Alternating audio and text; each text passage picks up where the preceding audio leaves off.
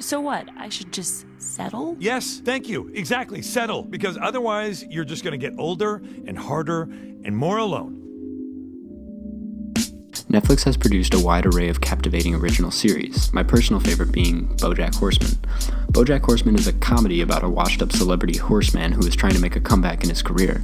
I say comedy with quotations because there's a lot more to the series than your typical animation. Cartoons and complexity are two words that you rarely hear in the same sentence. Animated shows that come with a deeply rooted character only come around so often, at least from what I know. There are dozens of different hidden meanings and messages that the writers subtly get across, but one that I feel digs the deepest is how the series addresses identity. A good animated television show or movie is one that can't be told in any other form than animation. Despite the realism within the series, Bojack Horseman is one of them. The main reason why Bojack can't be told in a live-action format is because there are animals walking around in society like humans. This is an aspect of the show that quickly brushes over the viewer's head after a few episodes. It blends in and people concentrate less on the characters' looks and more on their traits. So why is this so, besides giving the writers access to who knows how many puns? This is my wife, Becca! Becca! Yeah, my wife, Becca! When figuring out the answer to this question, I decided to split up the main characters of the show into humans and animals. On the human side, there are two, Diane and Todd. On the animal side, there are three, Princess Carolyn, Mr. Peanut Butter, and Bojack. When thinking about the differences between these groups, I came to several possibilities, first one being the names. Just by writing the names out, it's evident that the characters who are animals are much longer and sure as a hell a lot quirkier. Now these names could just be there to make the show funnier, but are they really? Just by looking at the names, I see a lot more of who the characters are. Mr. Peanut Butter is a dog who likes peanut butter and goes by Mr., and Princess Carolyn is some type of animal, most likely female, with traits that might suggest she has a princess persona. What I'm saying is, I can't conclude anything from looking at Todd or Diane. Their names lack any substance. Mr. Peanut Butter has fit his personality into his name the same way Princess Carolyn has. They truly have a identity. Before I get too ahead of myself, I'll explain the second and probably biggest difference, self-knowledge. The animals, while still facing just as many life problems as the humans, know themselves. Rarely do we see Mr. Peanut Butter questioning who he really is, and the same goes for Princess Carolyn. Diane, on the other hand, deals with identity issues all the time. She doesn't really know who she is to a point where her thoughts get written over others' names for a living as a ghostwriter. It's evident that Diane isn't really Diane because she doesn't know who Diane is quite yet. When looking at Todd, we see the same. We see a lost person who stays at another guy's house all the time. Todd doesn't have a clear job or any real goals in his head.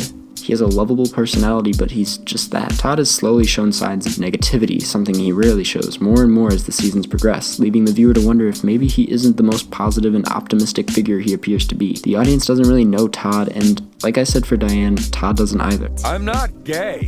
I mean, I don't think I am, but I don't think I'm straight either. I don't know what I am. I think I might be nothing.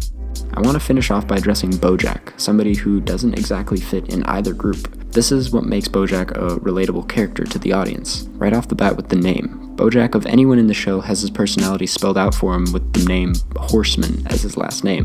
This is a representation of who he is. He has a pre-existing label for him already made with that last name. But with a name like Bojack, he needs to basically define his entire self. He must embody who Bojack is. To me, Horseman is his animal side. It gives him the appearance the same way Mr. Peanut Butter and Princess Carolyn give their characters. At the same time, Bojack is the human side. It's no different than Todd or Diane, where he isn't really sure what Bojack is supposed to mean. This idea has existed since the beginning of the show, but has never come to the surface until the last 2 episodes of Season 3. Bojack comes to full fruition with who he is when he witnesses Sarah Lynn, his old co-star, die on his shoulders. Sarah Lynn was somebody who never really knew herself, and instead consumed drugs and alcohol to fill that void. When witnessing her die right next to him and lose that opportunity to ever find herself, Bojack finds himself incredibly lost, knowing he's finally paying attention to somebody who actually never got to find their true self, somebody who is just like him. This explains the suicidal tendencies that come out in the next episode when he talks to Diane. I don't know how to be, Diane. It doesn't get better and it doesn't get easier. I can't keep lying to myself, saying I'm gonna change. I'm poison. Bojack, there are millions of people who are better off for having known you. While her response does help, he finds himself back with another new Sarah Lynn, a little girl who wants to go into the business and be famous. Famous for recreating the lives of other people at a young age where people are supposed to build their own selves. He sees Sarah Lynn in that moment and, in a sense, sees himself, triggering him to commit suicide. In an attempt to do so, he stops and finds a group of other man-like horses running through the desert. He remembers who he is as a horse when watching these others run along. It's him realizing that in order to find himself and not lose this identity battle, he needs to start from scratch and remember who he is and how he isn't just a celebrity. This last scene always struck a nerve for me and continues to make me emotional, but I've never been able to fully understand why, that is, until now. Bojack is like all of us. Instead of Horseman, our last names are the same last names of our relatives, people who share similar traits to us and define us the best and most obvious. Our first names, on the other hand, remain one of a kind. Our first names represent ourselves, our identity, and it takes some digging to find what that is.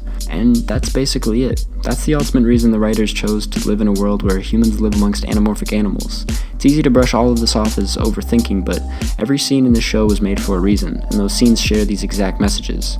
Bojack is more layered than any animated series I've ever watched. Season 4 is just around the corner, and I'm honestly incredibly curious and excited to see where the writers can take this. Regardless, all I know for now is finding your true identity is no walk in the park. Rather, it's a sprint in the desert. Thanks for watching.